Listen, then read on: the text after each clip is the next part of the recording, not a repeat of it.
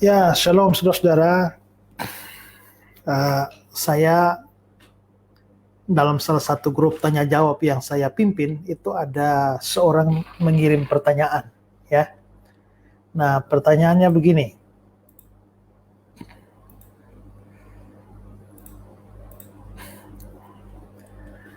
Pak Esra suruh tanya, Yesus berkata kepada Bapa dalam Yohanes 17 ayat 24, Engkau mengasihi aku sebelum dunia dijadikan. Tanya, Yesus baru lahir di Bethlehem sekitar 0 Masehi. Mana mungkin Bapa bisa mengasihi Yesus sebelum dunia dijadikan? Ya.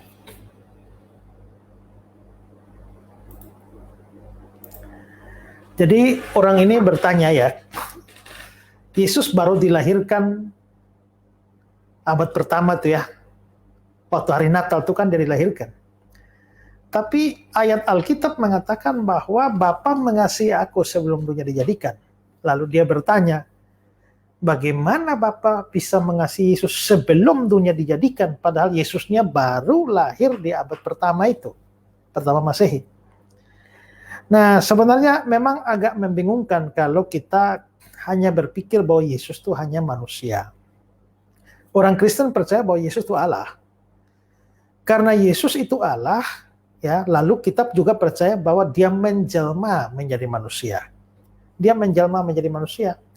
Nah, dia sebagai manusia itulah yang lahir di abad pertama Masehi. Tapi karena dia sesungguhnya adalah Allah, maka sebenarnya namanya Allah itu kan punya sifat kekal. Karena itulah maka dia sudah ada sebelum dia dilahirkan. Ada sebagai Allah itu sebelum dunia dijadikan, karena dia kekal.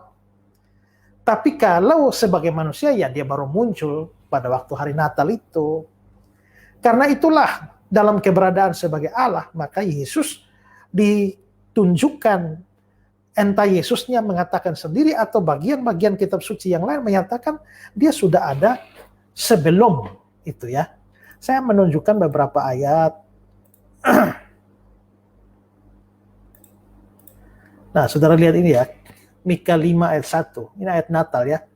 Tetapi engkau, hai Bethlehem Efrata, hai yang terkecil di antara kaum-kaum Yehuda, daripadamu akan bangkit bagiku. Akan bangkit ini kan lahir sebagai manusia. Seorang yang akan memerintah Israel yang permulaannya sudah sejak purbakala, sudah sejak dahulu kala. Dia baru akan bangkit. Tapi ternyata dia sudah sejak purbakala, sejak dahulu kala. Berarti ini kan menunjuk kemanusiaannya. Tapi ini kan kealahannya. Lalu Yohanes 1 ayat 1 bilang pada mulanya adalah firman. Firman ini gelar buat Yesus ya. Firman itu bersama-sama dengan Allah dan firman itu adalah Allah. Pada mulanya, NRK bahasa Yunaninya, setara dengan Kejadian 1 ayat 1 Beresit, itu mengandung makna kekekalan. Sedangkan ayat 14-nya, dari ini kan Yohanes 1 ayat 1, ayat 14-nya baru bilang, dia menjadi manusia. Jadi dia menjadi manusia baru ayat 14, baru muncul di dunia ini, tapi dia sudah adalah Allah pada mulanya. Ya. Lalu Yohanes 8 ayat 58, kata Yesus kepada mereka, aku berkata kepadamu, sesungguhnya sebelum Abraham jadi, aku telah ada. Sebelum Abraham jadi, ya, aku telah ada. Saudara bayangkan Abraham dengan Yesus itu jaraknya 2000 tahun. Abraham sudah mati, Yesus belum lahir. Jaraknya 2000 tahun. Sebagai manusia, Abraham lebih tua 2000 tahun dari Yesus. Tapi kenapa Yesus bisa bilang aku telah ada? Itu sebagai Allah. Sebagai Allah dia kekal, dia lebih dulu dari Abraham. Makanya dia ngomong seperti itu. Lalu Yohanes 17 ayat 5. Ini doa dia kepada Bapa ya. Oleh sebab itu ya Bapa, permuliakanlah aku padamu sendiri dengan kemuliaan yang kumiliki di hadiratmu sebelum dunia ada. Kalau Yesus memiliki kemuliaan di hadirat Allah Bapa sebelum dunia ada, berarti Yesusnya sudah harus ada sebelum dunia ada. Dia lebih tua dari dunia. Jadi kalau di sini lebih tua dari Abraham, ini bahkan lebih tua dari dunia. Bagaimana dia bisa lebih tua dari dunia padahal baru lahir abad 1? Ya lahirnya itu kan manusianya. Tapi sebagai Allah sudah lebih dulu dari dunia. Ya. Lalu Wahyu 1 ayat 8, akulah Alfa dan Omega. Alfa ini huruf pertama dalam abjad Yunani. Omega ini huruf terakhir dalam abjad Yunani. Yang ada, yang sudah ada, yang akan datang. Ya, berarti dia memang ini menunjukkan kekekalan dia sebagai Allah.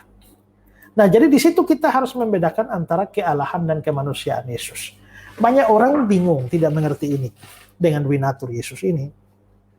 Disitulah kesalahan orang saksi Yehova, orang Unitarian.